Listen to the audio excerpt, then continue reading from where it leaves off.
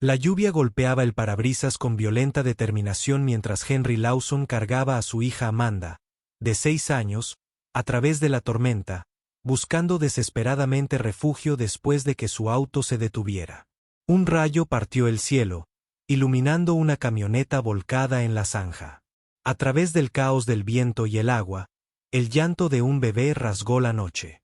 Sin dudarlo, Henry puso a Amanda a salvo bajo un paso elevado, corrió hacia el vehículo y rompió la ventana trasera con el codo. La sangre le corría por el brazo. Desabrochó a la bebé de su asiento de seguridad, la envolvió en su chaqueta y marcó el 911 en su teléfono mientras las luces de emergencia pintaban la oscuridad de rojo. Henry no tenía idea de que la niña que acunaba era Matilda Harrington, la hija del multimillonario CEO Calista Harrington, la llamada bebé de 300 IQ. ¿Qué sucede cuando el destino ata a un humilde padre soltero con el prodigio de un multimillonario? Quédese con esto porque un rescate en una tormenta desatará una batalla por la verdad. Henry Lawson medía 1,88 metros. Sus anchos hombros, esculpidos por años de trabajo manual en lugar de membresías de gimnasios. A los 36, su cabello castaño comenzaba a mostrar canas en las sienes, insignias prematuras ganadas durante 3 años como padre soltero. Sus manos, callosas y fuertes, podían arreglar cualquier cosa, desde un carburador roto hasta un interruptor automático defectuoso. Habilidades que mantenían la mesa en su modesto apartamento encima de la ferretería donde trabajaba. Antaño técnico de instalaciones cualificado en un importante hospital, dejó esa carrera atrás cuando su esposa Sara murió de cáncer. Incapaz de caminar por esos pasillos estériles que le recordaban sus últimos días.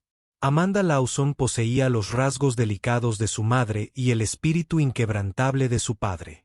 A los 6 años, navegaba por el mundo con una sabiduría que a veces sobresaltaba a los adultos, su empatía se extendía por igual a pájaros con alas rotas y desconocidos que lloraban.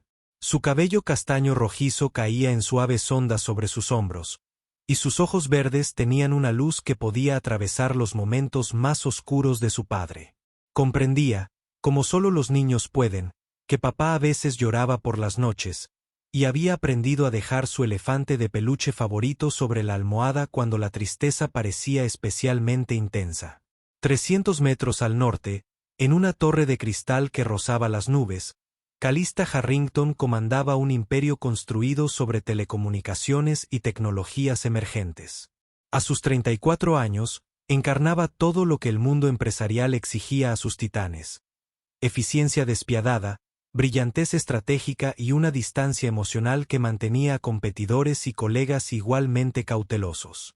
Su cabello rubio permanecía perpetuamente recogido en un moño severo.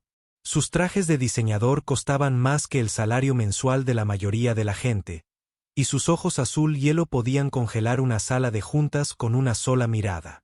Sin embargo, tras la fachada de mármol, vivía una mujer que cenaba sola en su escritorio, que no se había tomado vacaciones en 5 años y que a veces se paraba en el suelo mirando las ventanas, preguntándose si el éxito siempre sabía así de vacío. Matilda Harrington había llegado al mundo hacía 14 meses, en medio de un frenesí mediático que habría horrorizado a su madre de no haber estado inconsciente debido a complicaciones durante el parto. Un periodista entusiasta malinterpretó el comentario casual de un neurólogo sobre la notable lucidez mental de la bebé y sus rápidos hitos de desarrollo, convirtiéndolo en una historia sensacionalista sobre un bebé con un coeficiente intelectual de 3 a 100. La verdad era mucho más simple. Matilda era, en efecto, excepcionalmente brillante, con capacidades cognitivas que superaban su edad. Pero la cifra en sí misma era pura ficción. Tenía los rasgos afilados de su madre suavizados por la grasa infantil, ojos que seguían los movimientos con una concentración inusual y una risa capaz de arrancar sonrisas incluso a los impasibles miembros de la junta directiva de Calista. La ciudad donde sus vidas colisionarían se asentaba vulnerable en la costa atlántica. Su geografía, un estudio de contrastes. Casas prefabricadas de millones de dólares se alzaban sobre barrios propensos a inundaciones y desagües pluviales que no soportaban una lluvia moderada, daban servicio a calles donde Ferraris compartían carriles con camionetas pick-up de décadas de antigüedad. La infraestructura se deterioraba bajo el peso del rápido crecimiento y el mantenimiento aplazado, convirtiendo cada temporada de huracanes en una lotería de desastres potenciales. Clinton Corbin ocupaba la oficina de la esquina junto a Callistas, una posición estratégica que había conquistado durante su ascenso a director financiero. A sus 42 años, cultivaba la imagen de un asesor de confianza, al tiempo que albergaba ambiciones que iban mucho más allá de los balances. Su sonrisa de ensayo nunca llegaba a sus ojos grises, y su apretón de manos siempre se alargaba un segundo, como si estuviera midiendo la fuerza de su oponente. Había pasado 2 años sembrando dudas sobre el liderazgo de Callista entre los miembros del equipo, esperando la oportunidad perfecta para posicionarse como el sucesor obvio. El detective Nathan Flynn había trabajado en el distrito costero durante 15 años. Su actitud tranquila y su enfoque metódico le habían ganado el respeto tanto de delincuentes como de ciudadanos. A sus 38 años, su cabello negro había empezado a perder su color, pero sus penetrantes ojos marrones no se perdían nada. Había aprendido hacía tiempo que la verdad rara vez residía en las primeras impresiones, y su bloc de notas contenía más observaciones sobre el lenguaje corporal que sobre las palabras habladas. Su experiencia con el crimen corporativo le había enseñado que los delincuentes de cuello blanco a menudo resultaban más peligrosos que los matones callejeros. Simplemente manejaban armas diferentes. Bridget McN había sido la niñera de Matilda durante 6 meses. Su suave acento irlandés y su cálida presencia le proporcionaban la consistencia maternal que la agenda de Callista no podía acomodar. A los 28 años, abordaba el cuidado infantil con la dedicación de quien había criado a 4 hermanos menores tras la muerte de su madre. Su lealtad a la familia Harrington era profunda, aunque a veces se preguntaba si la pequeña Matilda crecería conociendo el rostro de su madre solo a través de videollamadas entre reuniones. Vivian Audrey gestionaba las relaciones públicas de Harrington Global con la precisión de una estratega militar. A los 40, había sobrevivido a 3 directores ejecutivos e innumerables escándalos. Su capacidad para convertir el desastre en oportunidad la hacía indispensable. Mantenía su cabello oscuro y un elegante corte bob. Su vestuario, un delicado equilibrio entre profesionalidad y accesibilidad, y su teléfono contenía contactos de todos los principales medios de comunicación. Comprendía que la percepción a menudo importaba más que la realidad en el mundo corporativo. Una verdad que la fortalecía y la agotaba a la vez. La tormenta que lo cambiaría todo llegó un jueves por la noche de octubre, con vientos que doblaban las palmeras y lluvias que convertían las calles en ríos. El servicio meteorológico había pronosticado un viento rosado, pero el sistema se estancó mar adentro, ganando fuerza y humedad antes de azotar la costa con una furia inesperada. Los cables eléctricos se rompieron como cuerdas de guitarra, los transformadores explotaron entre lluvias de chispas y los servicios de emergencia de la ciudad se vieron desbordados. Bridget llevaba a Matilda a casa después de una cita con el neurólogo pediátrico cuando la tormenta se intensificó. La camioneta, a pesar de su peso y sus avanzadas medidas de seguridad, no pudo con la lámina de agua que la hizo aquaplaning por 3 carriles. El vehículo dio 2 vueltas de campana antes de aterrizar boca abajo en una zanja de drenaje, llenándose rápidamente de agua. Los airbags se desplegaron, salvando la vida de Bridget, pero dejándola inconsciente. En el asiento trasero, Matilda permaneció sujeta a su asiento infantil, llorando pero ilesa, suspendida boca abajo mientras el agua comenzaba a filtrarse por las puertas dañadas. Henry intentaba llegar a su apartamento cuando su vieja camioneta Ford finalmente se rindió ante la inundación, con el motor apagándose con un silbido mecánico. Recogió a Amanda y su bolsa de emergencia. Planeaba refugiarse en el paso elevado cercano hasta que pasara lo peor. Fue entonces cuando oyó el llanto de un bebé, atravesando el rugido de la tormenta. La luz de su linterna iluminó los bajos expuestos de la camioneta, y su entrenamiento de emergencia de sus días en el hospital se activó de inmediato. Tras asegurarse de que Amanda estuviera a salvo y relativamente seca bajo el refugio de hormigón, Henry se acercó al vehículo con cuidado, comprobando si había peligros eléctricos o fugas de combustible. El olor a gasolina estaba presente, pero no era insoportable, lo que sugería que el depósito seguía intacto. Primero probó las puertas, pero las encontró cerradas o atascadas por el impacto. A través de la ventana trasera cubierta de telarañas, pudo ver el asiento del coche y los brazos agitados del bebé. El tiempo apremiaba. El agua ya había llegado al fondo de las ventanas. Con el codo protegido por la chaqueta, Henry golpeó la ventana trasera en su punto más débil, la esquina inferior. El cristal de seguridad se desintegró en miles de pequeños pedazos. Quitando cuidadosamente los fragmentos, se metió parcialmente dentro, con su navaja de bolsillo desprendiéndose rápidamente de las correas del asiento. Revisó a la bebé en busca de lesiones evidentes, pero no encontró ninguna, y la envolvió en su chaqueta antes de sacarla del vehículo. Solo entonces vio a la mujer en el asiento delantero, inconsciente pero respirando, con sangre goteando de un corte en la frente. El operador del 911 lo mantuvo en línea mientras proporcionaba su ubicación, con voz firme a pesar del caos. Se colocó para proteger a Matilda de la lluvia, usando su cuerpo como cortavientos mientras revisaba su respiración y pulso. Las luces de emergencia de su camioneta seguían parpadeando, un faro para los servicios de emergencia que luchaban contra la tormenta. Bridget recuperó la conciencia justo cuando llegó la ambulancia. Sus primeras palabras de pánico fueron preguntar por la bebé. Henry le aseguró que la niña estaba a salvo. Viajó con ellos al hospital para prestar su declaración. La sala de urgencias del Hospital General Costero operaba en un caos controlado. Las víctimas de la tormenta llegaban más rápido de lo que podían ser procesadas. La enfermera de triaje echó un vistazo a Matilda y la derivó rápidamente a urgencias pediátricas, mientras que Bridget era trasladada en silla de ruedas a traumatología por su lesión en la cabeza. Henry llenó los formularios de testigos con Amanda apretada contra su costado, su pequeña mano agarrando su camisa mojada. Su chaqueta, ahora manchada de fórmula y lluvia, se registró como prueba junto con su declaración detallada. Los protocolos de notificación obligatoria del hospital se activaron automáticamente.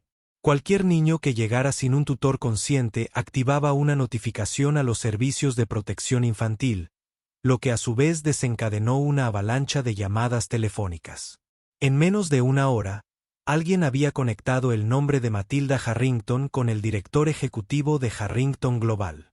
Y de repente, el ala administrativa de urgencias se llenó de trajes y personal de seguridad.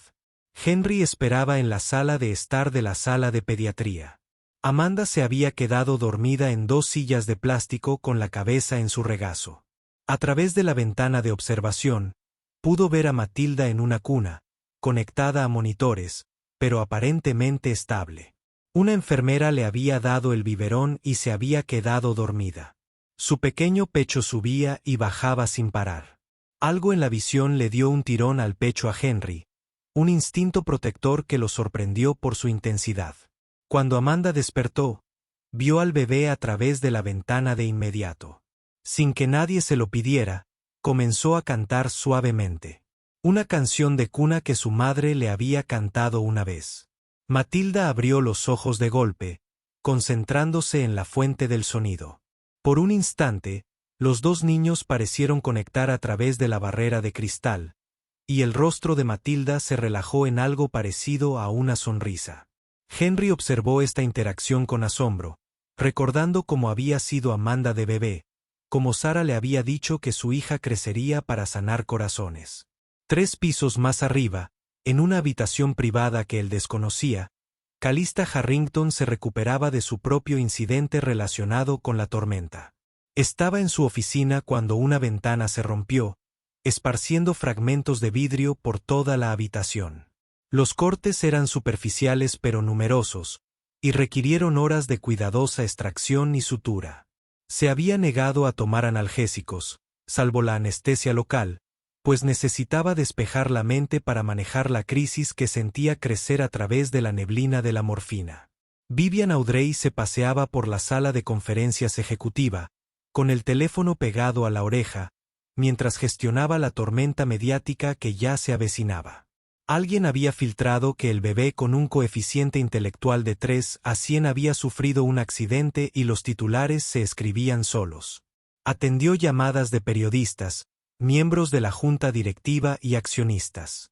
Cada conversación era una delicada danza de revelaciones y desvíos. Era necesario controlar la narrativa antes de que se convirtiera en un desastre bursátil. Clinton Corbin llegó al hospital con una falsa preocupación en el rostro. Ya había llamado a 3 miembros de la junta directiva, sembrando dudas sobre la prudencia de Calista al permitir que su hijo viajara durante una alerta de tormenta severa. Sus palabras fueron cuidadosamente elegidas, nunca fueron acusaciones, sino que se esperaban con implicación. Se posicionó como la mano firme, listo para guiar a la compañía a través de esta trágica distracción, con su ambición disfrazada de dedicación. La reunión oficial entre Henry y Calista se organizó con la precisión de una cumbre diplomática. El detective Flynn había insistido en un ambiente controlado, reconociendo las posibles implicaciones legales del rescate. La sala de conferencias administrativa del hospital estaba despejada. Seguridad apostada en ambas entradas. Calista llegó en una silla de ruedas que no necesitaba, pero que no podía rechazar. Llevaba el brazo en cabestrillo y el rostro sereno a pesar de los moretones en las sienes. Henry entró con la mano de Amanda en la suya, sintiéndose mal vestido con su ropa seca pero arrugada. El equipo legal de Calista la flanqueaba como guardias, con expresiones profesionalmente neutrales. Viven estaba listo con los descargos y acuerdos de confidencialidad.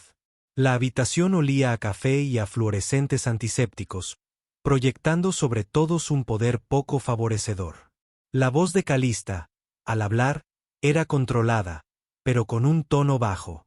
Henry reconoció la cuidadosa modulación de alguien que contenía una enorme emoción. Ella le dio las gracias formalmente, con palabras obviamente preparadas. Pero cuando sus ojos se encontraron con los de él, vio que algo se quebraba en su serenidad. Le preguntó por su brazo herido, por Amanda, por su seguridad durante la tormenta. Las preguntas parecieron sorprender a su equipo legal. Saliéndose del guión que habían preparado, cuando el abogado de Calista presentó un cheque, la reacción de Henry fue instintiva e inmediata. Lo empujó de vuelta sobre la mesa, con voz firme, pero no cruel. No había salvado a Matilda por dinero. El abogado insistió, mencionando responsabilidad y gratitud, pero Henry permaneció impasible.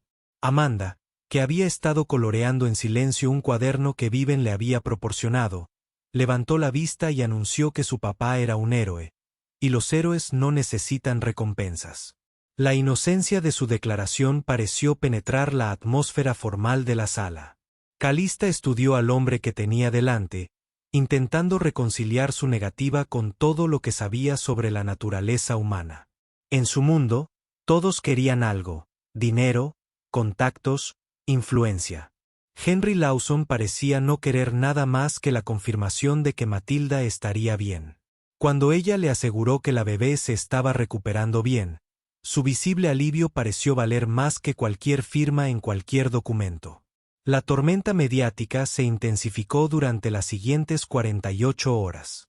La prensa sensacionalista se desató con especulaciones sobre la experiencia cercana a la muerte de la bebé con un coeficiente intelectual de 3 a 100.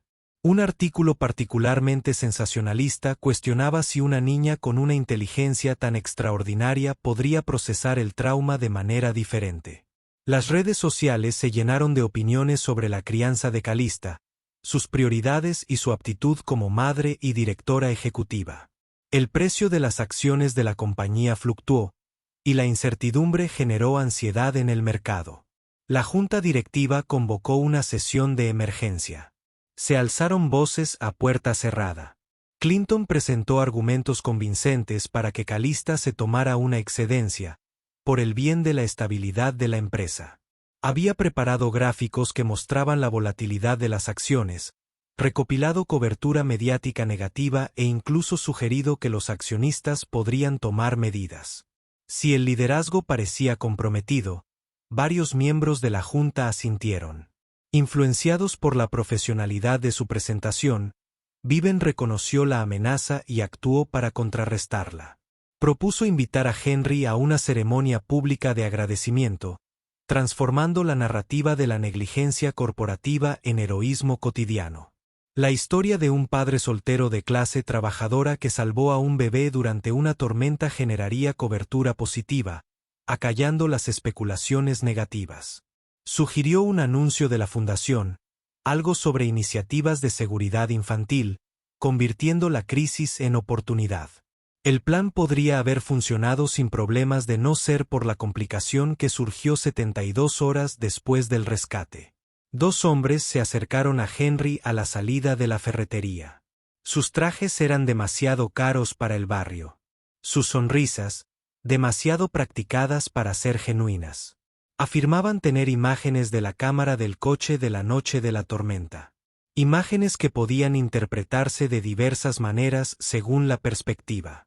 Su insinuación era clara: les pagaban o venderían su historia a quien ofreciera más. La respuesta de Henry fue llamar al detective Flynn de inmediato. El detective reconoció la extorsión al oírla, pero algo en el momento oportuno le inquietó. No eran oportunistas al azar. Sabían demasiado de la dinámica interna de Harrington Global.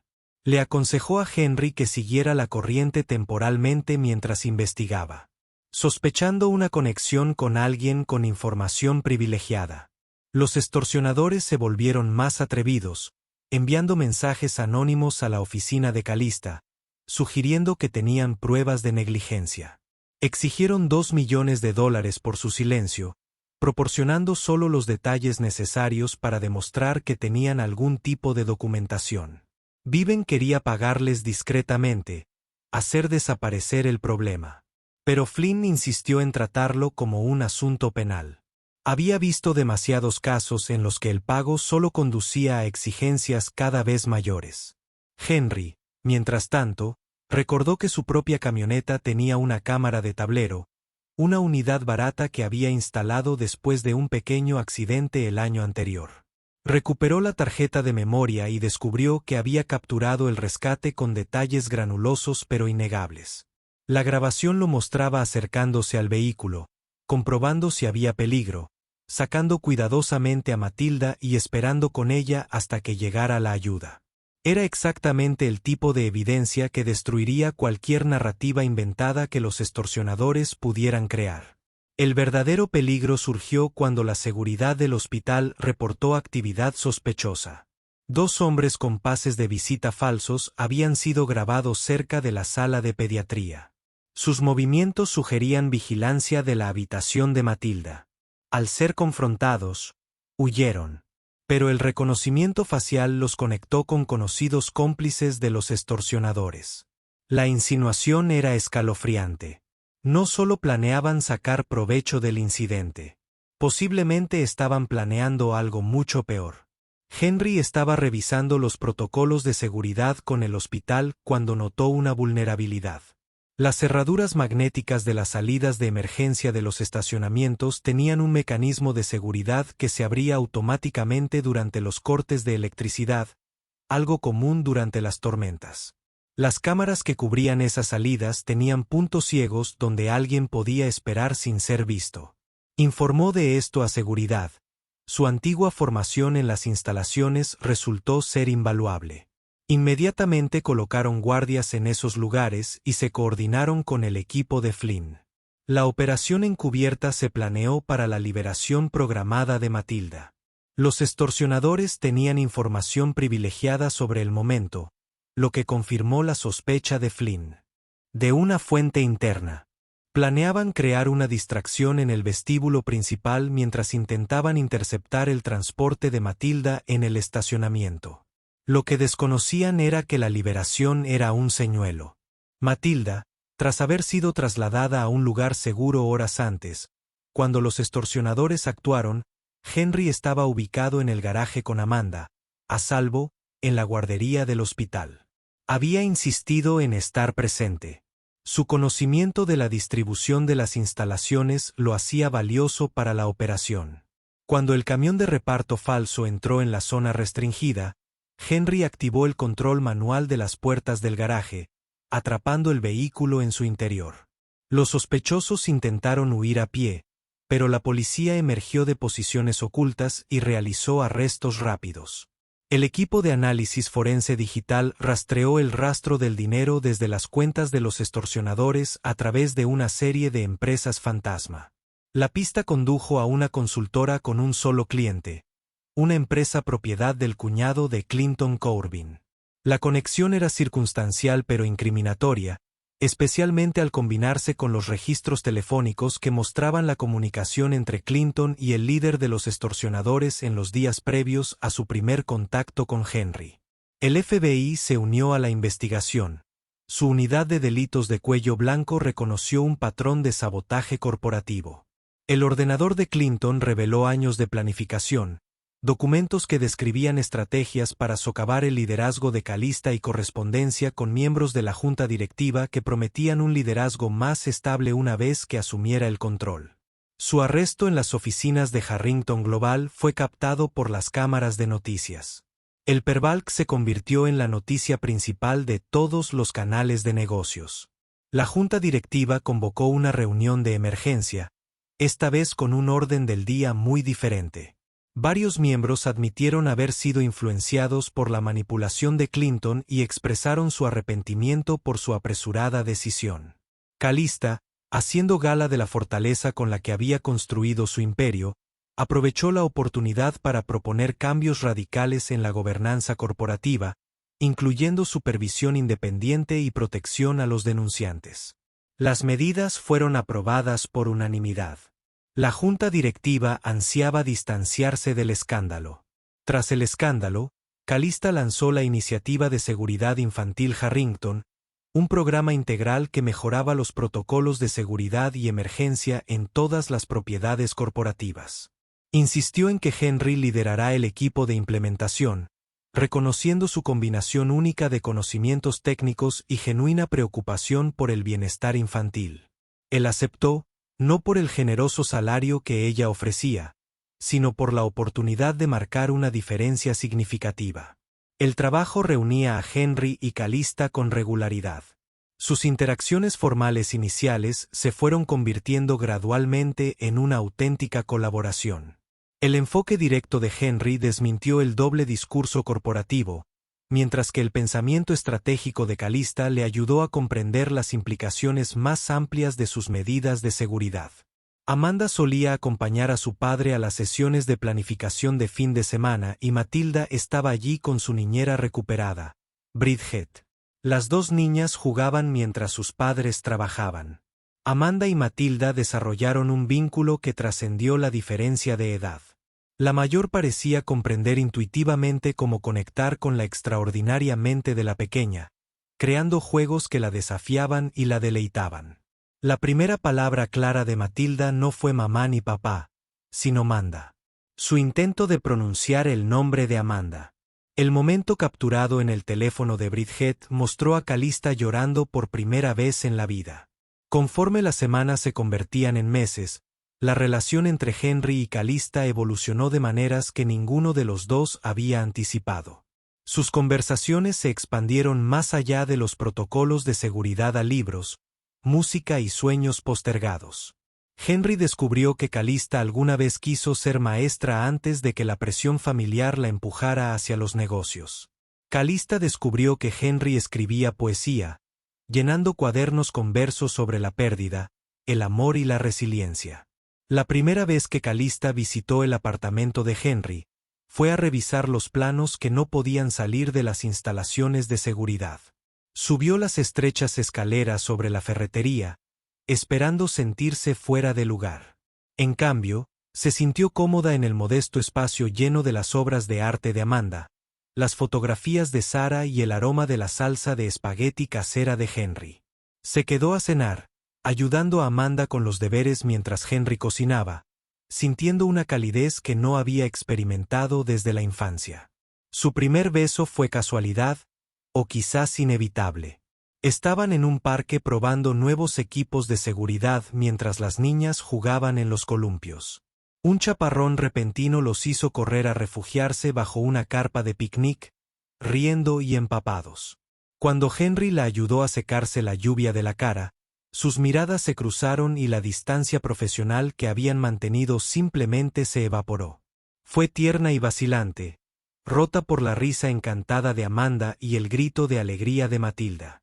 Los medios finalmente descubrieron su relación, pero para entonces, la narrativa había cambiado. La historia de un director ejecutivo multimillonario y un padre soltero que había salvado a su hija captó la atención del público de una manera diferente a la de un escándalo corporativo. Viven gestionó la revelación con cuidado, organizando una entrevista en la que Henry y Calista hablaron con sinceridad sobre cómo encontraron una conexión inesperada a través de la crisis. La autenticidad de su afecto era evidente, desarmando incluso a los periodistas más cínicos. La junta directiva de la compañía, recelosa tras la debacle de Clinton, expresó inicialmente su preocupación por el impacto de la relación en la imagen corporativa. Esas preocupaciones se disiparon cuando los informes trimestrales mostraron el mejor desempeño de la compañía en 5 años. La iniciativa de seguridad infantil había generado una enorme buena voluntad, atrayendo a nuevos clientes que valoraban la responsabilidad corporativa. Los índices de satisfacción de los empleados alcanzaron máximos históricos, inspirados por un liderazgo que demostraba auténticos valores humanos. Un año después de la tormenta, regresaron al lugar del rescate. El sistema de drenaje se había reconstruido por completo, como parte de una mejora de la infraestructura de toda la ciudad. Calista había defendido la causa.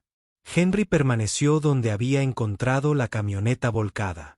Sosteniendo a Matilda, que ahora caminaba y balbuceaba en patrones complejos que sugerían que la designación de coeficiente intelectual de 3 a 100 podría no haber sido del todo una hipérbole, Amanda y Calista colocaron flores en un pequeño. Henry revisó la sillita de seguridad de Matilda con el mismo cuidado meticuloso que había mostrado esa noche, ajustando correas y probando hebillas. Amanda, convertida en toda una experta, ayudó, mientras Calista observaba con una mezcla de cariño y diversión. Esto se había convertido en su ritual. Esta meticulosa atención a la seguridad, nacida de comprender lo rápido que la vida podía cambiar. La propuesta no llegó con grandes gestos ni anillos caros, sino con una tranquila certeza. Un domingo por la mañana, Henry estaba haciendo panqueques. Amanda le enseñaba a Matilda a apilar bloques, y Calista leía informes trimestrales en la mesa de la cocina. Simplemente le preguntó, entre voltear y servir, si consideraría que este arreglo fuera permanente. Su sí fue igual de simple, acompañado de lágrimas que no tenían nada que ver con la tristeza. Se casaron en la capilla del hospital donde Henry había trabajado, rodeados de quienes se habían convertido en su familia extendida. El detective Flynn fue el padrino, y su investigación se había convertido en una amistad genuina. Bridget estaba hecha de honor, su lealtad a ambas familias ahora unificada. Viven gestionó la modesta presencia mediática, tras haber aprendido que la autenticidad generaba mejor publicidad que cualquier evento artificial. Los documentos de adopción se firmaron el mismo día, consolidando legalmente los vínculos emocionales ya consolidados. Henry se convirtió en el suegro de Matilda, como ya lo había sido en la práctica. Mientras Calista, la ex Amanda adoptada, las niñas, que llevaban meses llamándose hermanas, se reían entre dientes durante la ceremonia. Comprendiendo a su manera que los documentos oficiales solo confirmaban lo que sus corazones ya sabían. Su nuevo hogar se encontraba a medio camino entre el antiguo barrio de Henry y la torre corporativa de Calista. Un acuerdo que satisfizo a todos. Contaba con un taller donde Henry podía dedicarse a la carpintería, una oficina en casa donde Calista podía trabajar cuando fuera necesario y dormitorios para ambas niñas decorados según sus muy diferentes personalidades. El patio trasero contaba con el equipo de seguridad infantil más avanzado disponible. Probado personalmente por su padre, quien aún revisaba cada conexión 2 veces, Harrington Global evolucionó bajo la influencia conjunta de ambos. La posición de Henry se expandió más allá de la seguridad para incluir iniciativas de bienestar para los empleados. Su comprensión de las luchas de la clase trabajadora inspiró políticas que transformaron la cultura corporativa. Calista aprendió a delegar más, confiando en su equipo y reservando tiempo para las cenas familiares y las obras de teatro escolares. La empresa prosperó bajo este liderazgo equilibrado, demostrando que la humanidad y la rentabilidad no eran mutuamente excluyentes. Amanda desarrolló su empatía y finalmente expresó su interés en convertirse en enfermera pediátrica como las que habían cuidado de Matilda. La fortaleza de su padre y la determinación de su madre adoptiva se combinaron para crear una joven de carácter extraordinario. Instruyó a Matilda en matemáticas avanzadas mientras aprendía de la singular forma de procesar la información de su hermana menor. Su relación se profundizaba con cada año que pasaba.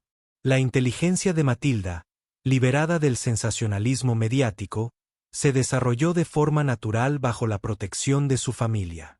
Demostró una aptitud particular para el reconocimiento de patrones y la adquisición de idiomas, hablando 4 idiomas a los 5 años. Pero lo más importante es que aprendió inteligencia emocional de Amanda, habilidades prácticas de Henry y pensamiento estratégico de Calista. La bebé con un coeficiente intelectual de 3 a 100 se convirtió en una niña cuya brillantez se correspondía con la amabilidad. En las noches de tormenta, cuando la lluvia azotaba las ventanas y el viento aullaba entre los árboles, la familia se reunía en la sala. Henry contaba la historia de la noche que lo cambió todo, aunque las niñas se la sabían de memoria. Describió el llanto en medio de la tormenta. La decisión que tomó sin pensarlo en el momento en que sacó a un bebé de un coche volcado. Calista añadía su perspectiva, el miedo y la gratitud, el lento reconocimiento de que el hombre que había salvado a su hija también la salvaría a ella, solo que de forma diferente. Con el paso de los años, la historia se convirtió en una leyenda familiar que se contaba en fiestas y cumpleaños. Cada relato añadía capas de significado. Era una historia sobre tormentas y rescates, sobre pérdida y descubrimiento, sobre cómo el amor podía crecer en el suelo más inesperado.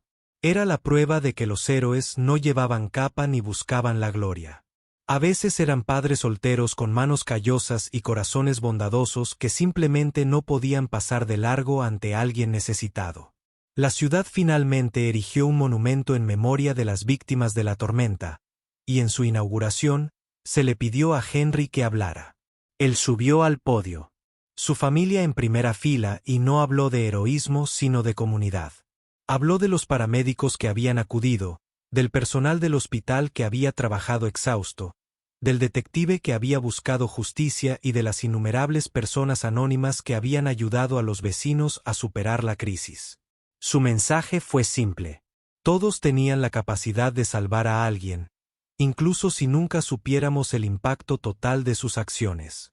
Al final, su historia no trataba sobre el bebé de un multimillonario o la intriga corporativa o incluso el dramático rescate que empezó todo. Se trataba de 2 familias rotas que se recuperaban. Sobre el coraje que no se reconocía como coraje. Sobre el amor que pasó de la gratitud a algo más profundo y duradero. Se trataba de una tormenta que destruyó muchas cosas pero que también despejó el camino para que creciera algo hermoso. En las noches tranquilas, cuando las niñas dormían y la casa estaba en silencio, Henry y Calista se paraban en la terraza mirando las estrellas. Recordarían esa terrible noche, como ninguno de los dos podría haber imaginado a dónde conduciría. Henry consultaba el pronóstico del tiempo por costumbre, siempre alerta a las tormentas que se acercaban, mientras Calista se apoyaba en su fuerza y ya no necesitaba enfrentarse al mundo solo. Habían construido algo juntos que ninguno de los dos podría haber creado por separado. Una familia forjada en crisis, pero sostenida por la elección, el compromiso y el tipo de amor que solo surge de ver verdaderamente el corazón de otra persona. La tormenta había pasado, pero sus regalos permanecían. 2 hermanas que se eligieron mutuamente, Padres que encontraron pareja en circunstancias poco probables y prueba de que a veces los mayores rescates eran aquellos que no sabíamos que estábamos realizando. Al salvar a Matilda esa noche, Henry, sin saberlo, los había salvado a todos, creando una familia donde el amor importaba más que los puntajes de coeficiente intelectual, donde el coraje se medía en actos silenciosos de atención y donde la fuerza más poderosa no era el dinero o la influencia, sino la simple determinación de aferrarse el uno al otro a través de cualquier tormenta que